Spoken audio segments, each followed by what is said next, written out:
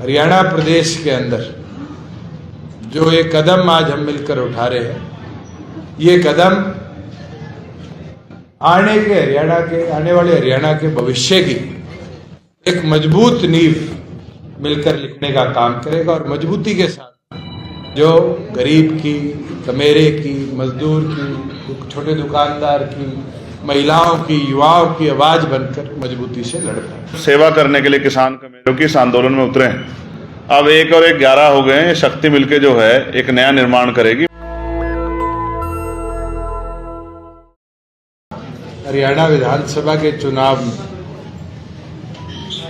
इकट्ठे मजबूती के साथ मिलकर चलने का निर्णय ले रही है और 2 महापुरुषों स्वर्गीय चौधरी देवीलाल जी हब बने हैं, उसमें शिक्षा का उद्धार करें, इस उद्देश्य को लेकर हम आगे बढ़ने का काम करें। हमारा टारगेट यही है कि हम प्रदेश के प्रत्येक विधानसभा में 36 बिरादरी को साथ ले मजबूती से इस लड़ाई को लड़ने का काम कर पाएंगे। मैं 2-4 वाक्य पुराने याद दिलाना चाहूंगा। जब बोट क्लब के ऊपर स्वर्गीय काशीराम जी ने एक धरना दिया था, उस समय सबसे पहले उनका साथ देने बोट क्लब पे चौधरी देवीलाल जी पहुंचे थे और उनने एक ही मांग रखी थी कि डॉक्टर अंबेडकर को भारत रत्न से सम्मानित किया और चौधरी देवीलाल जी का वादा था।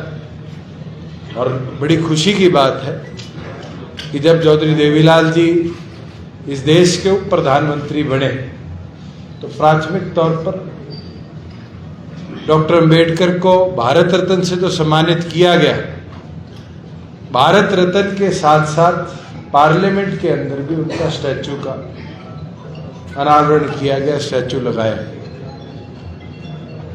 और दोनों ने मिलकर देश भर में कैसे हमारे ऐसी साथियों का सम्मान बढ़े, इस पे अनेक कदम उठाए।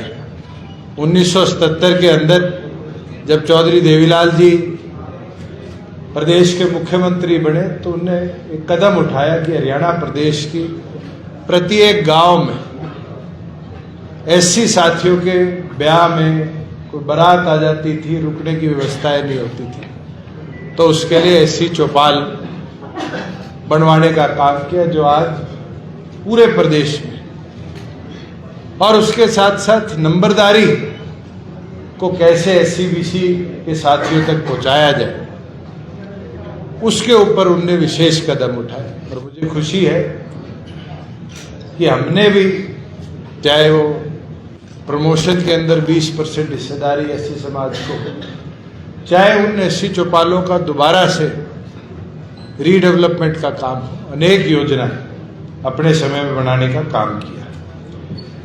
मैं तो एक चीज कहूंगा कि हम मिलकर, और एक एडवांटेज भी है, शायद आप में से बहुत कम साथी जानते हैं, हम दोनों 36 के हैं और दोनों मिलकर मैं मानता हूं कि अगले 40-50 वर्षों तक कैसे किसान कमेरे को ताकत मिले, इस संघर्ष को, इस देश की बढ़ोतरी में हिस्सेदारी में कैसे बने, इसके अंदर लड़ाई को लड़ते रहेंगे।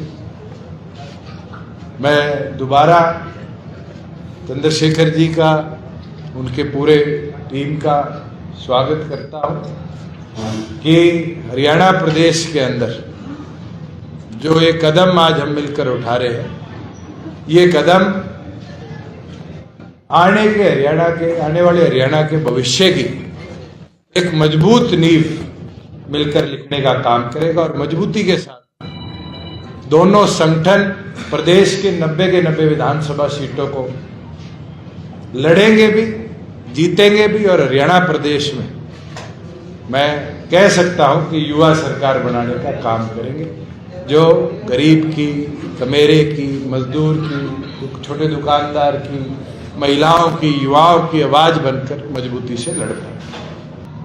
ये जो घोषणा भाई दुष्यंत जी ने की है, ये घोषणा तो आज की है, लेकिन इस पे पहल लंबे समय से चल रही थी।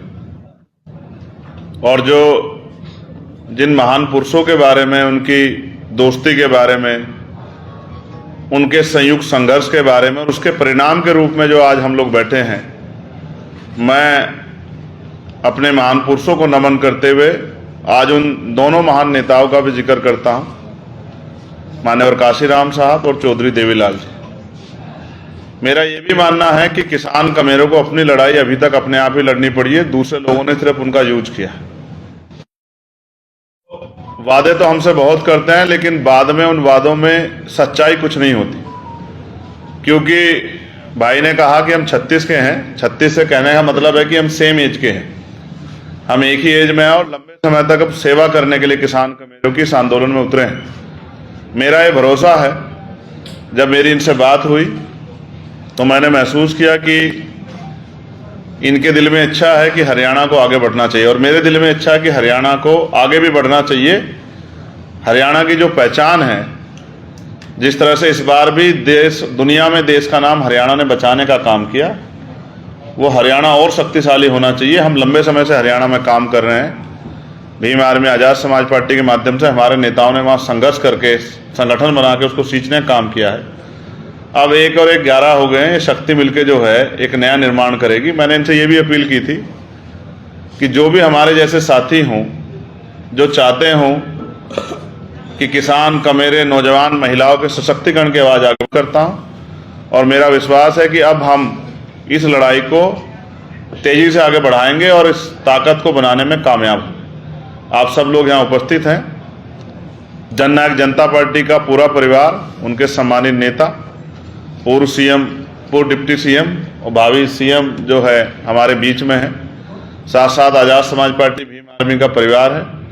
ये दोनों परिवार एकजुट होकर मैं संदेश अपने साथियों को देना चाहता हूँ, आज से ही कमर कसें और हरियाणा में एक नया इनकलाब खड़ा करें, ऐसा मेरा विश्वास है। और बाकी चीज़ों को हम धरातल पे संघर्ष करके उतारें। धन्यवाद। नेशनल दस्तक की आपसे गुजारिश है कि अगर इसको बचाना चाहते हैं तो नेशनल दस्तक को सब्सक्राइब करने के लिए रेड कलर के सब्सक्राइब बटन को दबाएं, फिर बेल आइकन की घंटी दबाएं। नेशनल दस्तक को बचाने के लिए बहुत जरूरी है कि हर खबर को शेयर करें, लाइक करें, कमेंट जरूर करें।